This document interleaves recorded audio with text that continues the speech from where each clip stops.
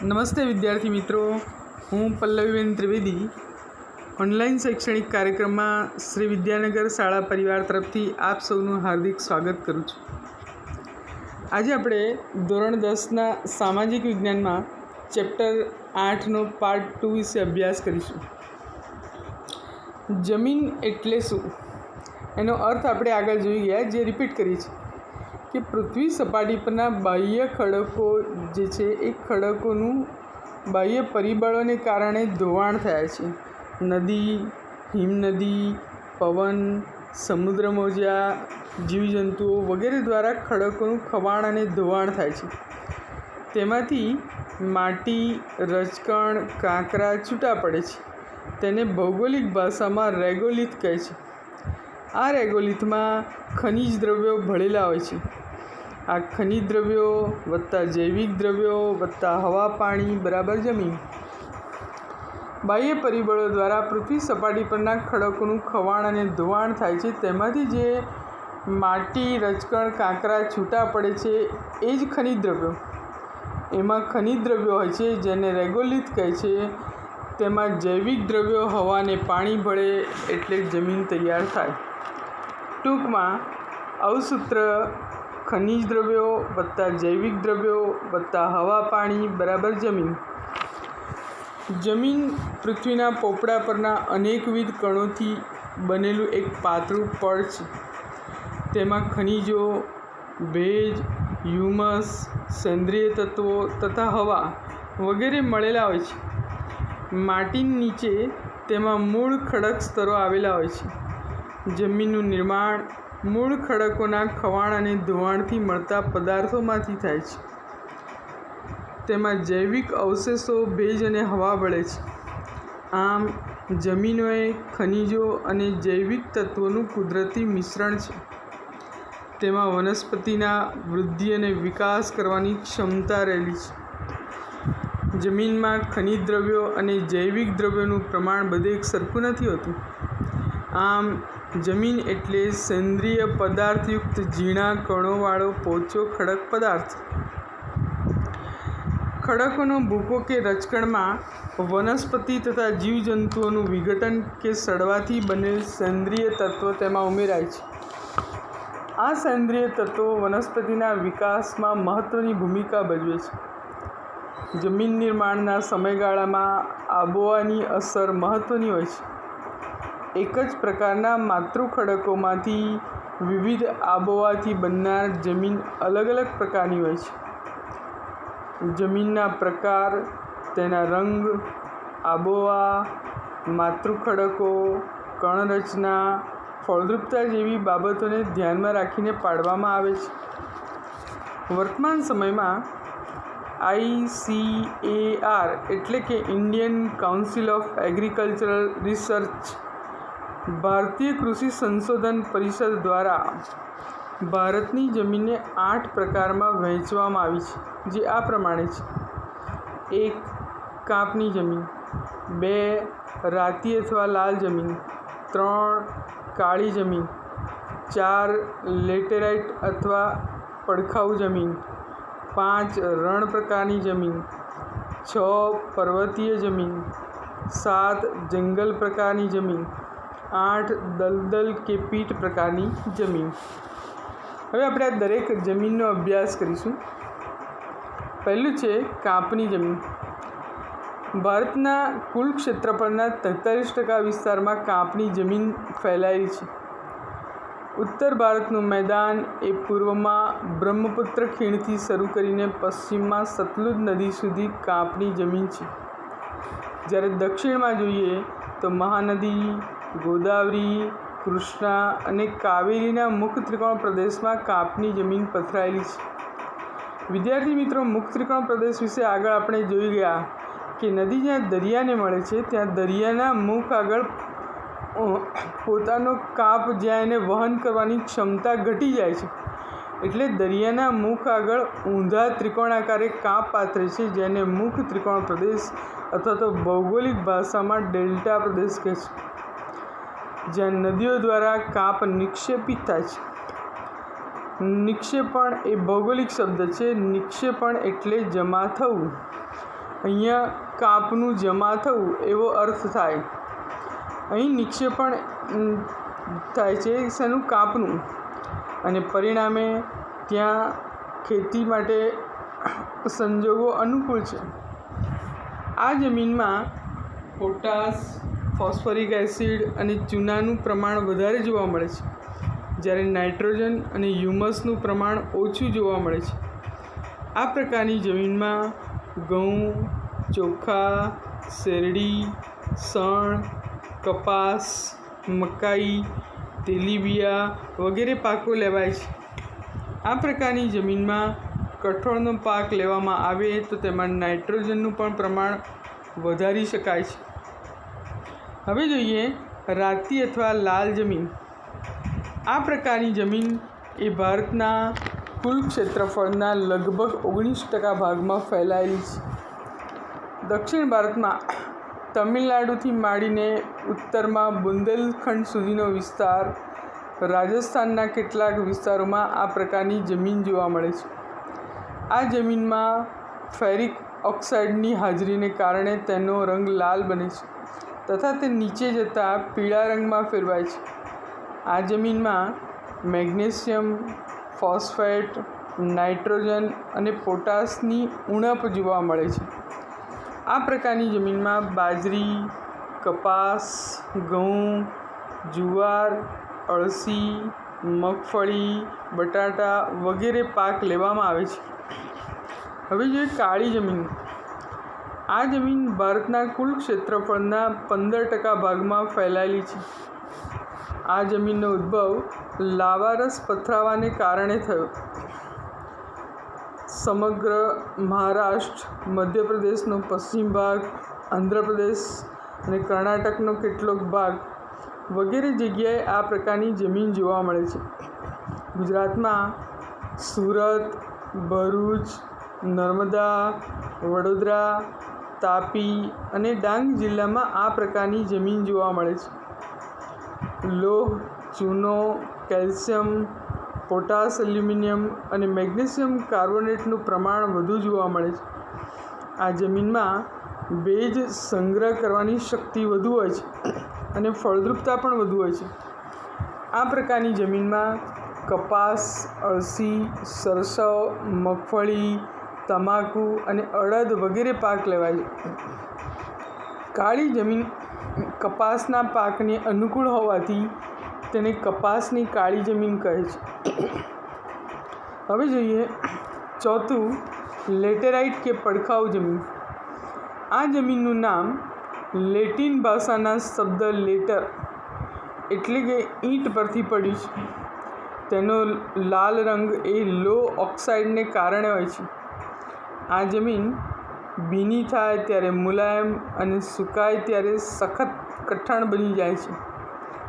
સૂકી અને ભેજવાળી આબોહવાના પરિવર્તનથી અને સિલિકામય પદાર્થોના નિવારણથી તેનું નિર્માણ થયેલું છે. દક્ષિણ ભારતના ઉચ્ચ પ્રદેશના ઊંચાણવાળા ભાગોમાં, કર્ણાટક, કેરળ, ઓડિશા અને પૂર્વના રાજ્યોના કેટલાક ભાગોમાં આ પ્રકારની જમીન જોવા મળે છે. આ પ્રકારની જમીનમાં મુખ્યત્વે લોહ તત્વ, પોટાશ અને એલ્યુમિનિયમનું પ્રમાણ વધુ જોવા મળે છે. વધુ વરસાદને કારણે ઊંચાણવાળા ભાગોમાં તીવ્ર ધોવાણને કારણે ઉપર ધોવાઈ જાય છે, માટે તેને પડખાઉ જમીન કહે છે. જમીનના ઉપરના સ્તરમાંથી પોષક તત્વો ધોવાઈને નીચેના સ્તરમાં ઉતરે છે. જૈવિક દ્રવ્યોનું પ્રમાણ ઓછું હોવાથી ઓછી ફળદ્રુપતા ધરાવે છે.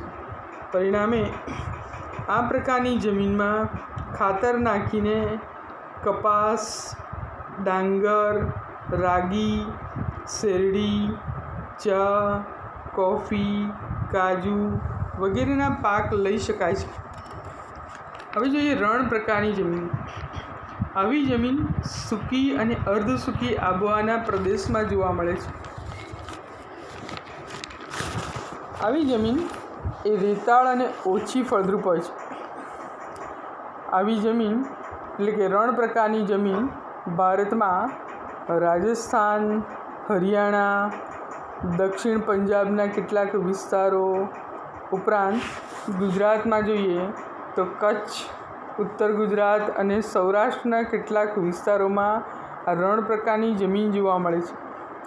સિંચાઈને કારણે અહીંયા બાજરી અને જુવારનો પાક લેવાય છે. હવે જે પર્વતીય જમીન, આવી જમીન હિમાલય પર્વત શ્રેણીમાં 2700થી 3000 મીટરની ઊંચાઈવાળા વિસ્તારોમાં જોવા મળે છે. આ પ્રકારની જમીનનું સ્તર પાતળું અને અપરિપક્વ હોય છે. અસમ, દાર્જિલિંગ, ઉત્તરાખંડ, હિમાચલ પ્રદેશ અને કાશ્મીરમાં આ પ્રકારની જમીન જોવા મળે છે. અહીંયા દેવદાર, ચીડ અને પાઇનના વૃક્ષો જોવા મળે છે. હવે છે જંગલ પ્રકારની જમીન.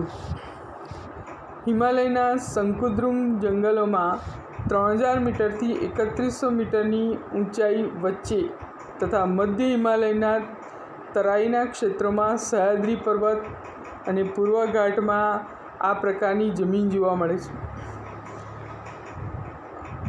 વૃક્ષોના ખરેલા પાંદડા સડવાથી સેન્દ્રિય દ્રવ્યનું પ્રમાણ વધવાથી જમીનની ઉપરનો ભાગ કાળો બનેલો હોય છે. જમીન તળમાં નીચે તરફ જતાં તે ભૂરા કે લાલ રંગમાં ફેરવાય છે. ચા, કોફી, તેજાના, ઘઉં, મકાઈ, જવ, ડાંગર વગેરે પાકો આ જમીનમાં લેવાય છે. હવે જોઈએ નંબર 8, દલદલ કે પીટ પ્રકારની જમીન. આ પ્રકારની જમીન ભેજવાળા વિસ્તારોમાં જૈવિક પદાર્થોના સંચયથી વિકસે છે. આ જમીનમાં જૈવિક પદાર્થો અને ક્ષારોનું પ્રમાણ વધુ તથા ફોસ્ફેટ અને પોટાશનું પ્રમાણ બહુ જ ઓછું જોવા મળે છે. ઓડિશા, પશ્ચિમ બંગાળ, તમિલનાડુના કિનારાના ભાગો અને ઉત્તરાખંડના અલમોડા જિલ્લામાં આ જમીન જોવા મળે છે. વર્ષા ઋતુ દરમિયાન આ જમીન પાણીમાં ડૂબેલી હોય છે અને પાણી ઓસરતા તેમાં ડાંગરની ખેતી કરવામાં આવે છે. આ જોઈએ આપણે જમીનના પ્રકાર. હવે જોઈએ જમીન ધોવાણ એટલે શું. જમીન ધોવાણ એટલે જમીનના કણોનું ગતિશીલ હવા કે પાણી દ્વારા એક સ્થળેથી બીજા સ્થળે સ્થળાંતરિત થવું તે. જમીન ધોવાણમાં ફળદ્રુપ કણો ધોવાઈ જાય છે, માટે તેની જાળવણી ખેતી માટે અત્યંત જરૂરી છે. તેથી જમીન ધોવાણ અટકાવવું જોઈએ. જમીન ધોવાણ અટકાવવાના ઉપાયો જોઈએ તે પહેલાં, ભારત એ ખેતી પ્રધાન દેશ છે. જો જમીન ધોવાણની સમસ્યા વધુ હોય તો ફળદ્રુપ કણો ધોવાઈ જાય અને પરિણામે રાસાયણિક ખાતરની વધુ જરૂર પડે. ભારતનો ખેડૂત એ ગરીબ છે. એ મોંઘાદાટ એવા રાસાયણિક ખાતરો બહુ ઓછા ખરીદી શકે છે અને એની અસર ખેત ઉત્પાદન પર પડે છે. તેથી જમીન ધોવાણ અટકાવવું એ અનિવાર્ય છે. હવે જોઈએ જમીન ધોવાણ અટકાવવાના ઉપાયો. જમીન ઉપર ચરાણ પ્રવૃત્તિઓને નિયંત્રણમાં લેવી. ચરાણ પ્રવૃત્તિની જમીન પર ઉપરનું જે પડ છે એ પોચું પડી જાય છે. ચરાણ પ્રવૃત્તિને કારણે જમીનનું ઉપરનું પડ એ પોચું પડી જાય છે અને તેની પર વરસાદ પડવાથી ધોવાણ થાય છે. માટે ચરાણ પ્રવૃત્તિઓનું નિયંત્રણ કરવું જોઈએ. નંબર 2, ઢોળાવવાળી જમીનોમાં સમોચ્ચ રેખીય પગથિયાની પદ્ધતિથી વાવેતર કરવું. પગથિયા પદ્ધતિથી વાવેતર કરવાથી પાણીનો વેગ મંદ પડે છે. તેની તીવ્રતા ઘટવાથી ધોવાણ ઓછું થાય છે. નંબર 3, પડતર જમીનમાં વૃક્ષોનું વાવેતર કરવું. વૃક્ષોના મૂળિયા એ જમીનની માટીને જકડી રાખે છે, માટે જમીનનું ધોવાણ ઓછું થાય છે. માટે વૃક્ષોનું વાવેતર કરવું જોઈએ. 4, પાણીના વહેલા પડેલા હોય ત્યાં આડબંધ બનાવવા, જેથી ફળદ્રુપ કણો ધોવાઈ ના જાય. 5, પાણીનો વેગ ધીમો પાડવા ઢાળવાળા ખેતરમાં ઊંડી ખેડ કરવી. વિદ્યાર્થી મિત્રો, હવે ભૂમિના સંરક્ષણ વિશે અભ્યાસ કરીએ. ભૂમિ સંરક્ષણ એટલે શું? ભૂમિ સંરક્ષણ એટલે જમીનનું ધોવાણ રોકીને જમીનની ગુણવત્તા જાળવવી તે માટી કણોને મૂળ જગ્યાએ જાળવી રાખવા તેનું નામ ભૂમિ સંરક્ષણ. ભૂમિ સંરક્ષણના ઉપાયો: વૃક્ષના મૂળિયા એ જમીનની માટીને જકડી રાખે છે, પરિણામે જંગલોનું પ્રમાણ વધારવું જોઈએ. નંબર 2, નદીના કોતરો અને પહાડી ઢોળાવ પર વૃક્ષારોપણ કરવું. નંબર 3, રણની નજીકના ક્ષેત્રોમાં તીવ્ર વેગથી ફૂંકાતા પવનને રોકવા વૃક્ષોની હારમાળા ઉગાડવી, જેથી રણને આગળ વધતું અટકાવી શકાશે. 4, નદીઓના પૂરને અન્ય નદીઓમાં વાળીને કે સૂકી નદીઓમાં ભરી અંકુશમાં લેવા જોઈએ. દાખલા તરીકે, નર્મદા કેનાલ દ્વારા નર્મદા નદીના પાણીને સાબરમતી નદીમાં ઠાલવવામાં આવ્યું, જેથી નર્મદા નદીના વિનાશક પૂરને અંકુશમાં લેવાયું. બીજું કે સાબરમતી નદી જે સૂકી રહેતી હતી એમાં પાણી પણ રહેવા માંડ્યું, અને સાબરમતી નદીમાં આ પાણી ઠાલવવાથી આ નદી જ્યાં જ્યાંથી વહેતી હોય તે ગામના લોકોને, ત્યાંના ઔદ્યોગિક એકમોને તે પાણીનો લાભ મળવા માંડ્યો, અને આમ વિનાશક પૂર અંકુશમાં લેવાયું અને સૂકી નદીના પાણીથી બીજા ગામો કે ઔદ્યોગિક એકમોને એનો લાભ મળવા માંડ્યો. 5, અનિયંત્રિત ચરાણથી પહાડોની જમીનનું સ્તર ઢીલું પડે છે, તેને અટકાવવું જોઈએ. નંબર 6, ક્ષિતિજ સમાંતર ખેડ, સીડીદાર ખેતરો જેવી પદ્ધતિઓ અપનાવવી જોઈએ. હવે સીડીદાર ખેતરોને કારણે જે પાણીનો વેગ તીવ્ર હોય છે એ મંદ પડે છે. પાણીનો વેગ મંદ પડે એટલે ભૂમિનું ઘસારણ ઓછું થાય, આમ ભૂમિ સંરક્ષણ કરી શકાય, માટી કણોને જાળવી શકાય. 7, ફળદ્રુપતા ગુમાવી બેઠેલી જમીનમાં પુનઃ સેન્દ્રિય પદાર્થો ઉમેરવા જોઈએ, જે ખેતી માટે જરૂરી છે. ભારત એક ખેતી પ્રધાન દેશ છે. ખેતી પ્રવૃત્તિ માટે ભૂમિ સંરક્ષણ જરૂરી છે. આ જવાબદારી સરકાર અને સમાજ બંનેની છે. વિદ્યાર્થી મિત્રો, આજે આપણે જમીન નિર્માણ, જમીનના પ્રકાર, જમીન ધોવાણ એને અટકાવવાના ઉપાયો, ભૂમિ સંરક્ષણ એને જાળવી રાખવા માટે, ભૂમિનું સંરક્ષણ માટે કયા કયા ઉપાયો હાથ ધરવા જોઈએ તેનો અભ્યાસ કર્યો. વિદ્યાર્થી મિત્રો, આ મહિનાના અંતમાં સામાજિક વિજ્ઞાનની એકમ કસોટી છે. તેમાં પ્રકરણ નંબર 1, 8 અને 15 લેવામાં આવશે. માટે જે પ્રકરણનો આપણે અભ્યાસ કરીએ તેનું સ્વાધ્યાય ચોપડામાં લખી અને મોઢે કરો. આવતી વખતે અર્થશાસ્ત્રનો પ્રકરણ નંબર 15 આર્થિક વિકાસ વિશે આપણે અભ્યાસ કરીશું.